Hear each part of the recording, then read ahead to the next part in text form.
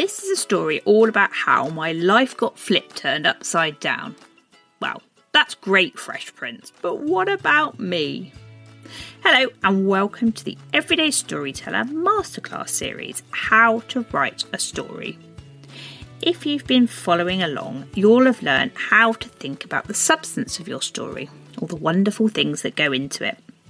You'll have picked up some great tips for creating exciting stories by adding a bit of sparkle. And you'll have an easy-to-use structure for putting this and all future stories together. So it just leaves me to share some of the wisdom I've learned over the years writing stories and some of the mistakes I've made so you don't have to make the same. Let's start with those good old mistakes. Number one mistake, and I've definitely been guilty of this, is making my story all about me. It's never about you. Even when it's your about me story, it's not about you. Confusing, right? Not really. Stories, even those about our own experiences, are always about the person you're trying to connect with. In business terms, that means your ideal client. If you put them, their needs, and their problems at the heart of every story you tell, you won't go far wrong. Number two, don't leave all the good stuff to the end of your story. In fact, bring it right up front in your headline to hook people in. Leading with your clever insight, big realization or special offer gives your readers an incentive to want to read on. No incentive, they simply won't stick around long enough to get to the bottom of your story.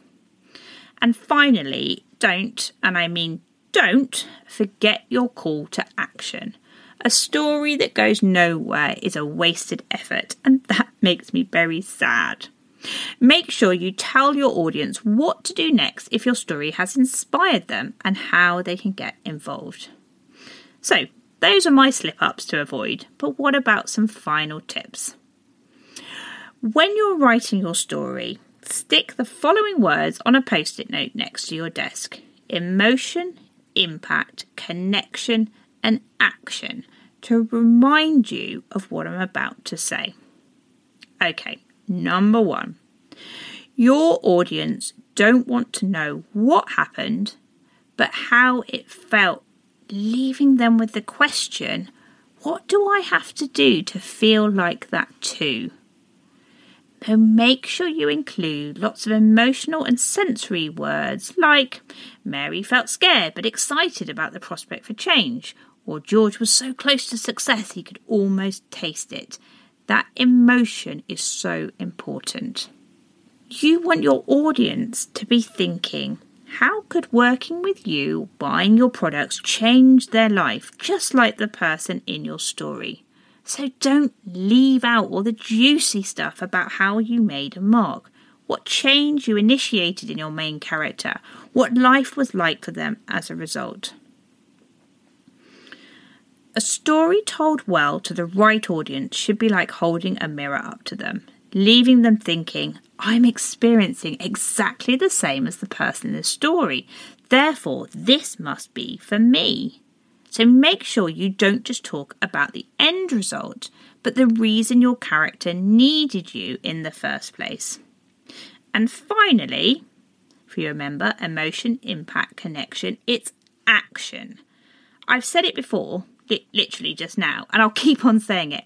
Do not waste a good story by not telling your audience what to do next. You want them to end your story with one positive thought. I'm ready to feel like the person in the story. Where do I sign up? So, there you have it. We've covered huge amounts in the last 5 episodes. Of course, you're free to go back and re-listen whenever you like. And if you'd like a written structure to work from and haven't done so already, please download my free workbook that accompanies this masterclass.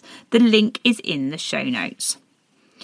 If you want help continuing your storytelling journey, please also drop me a line and we can chat about it. Again, my contact details are in the show notes. I look forward to hearing from you. Thanks.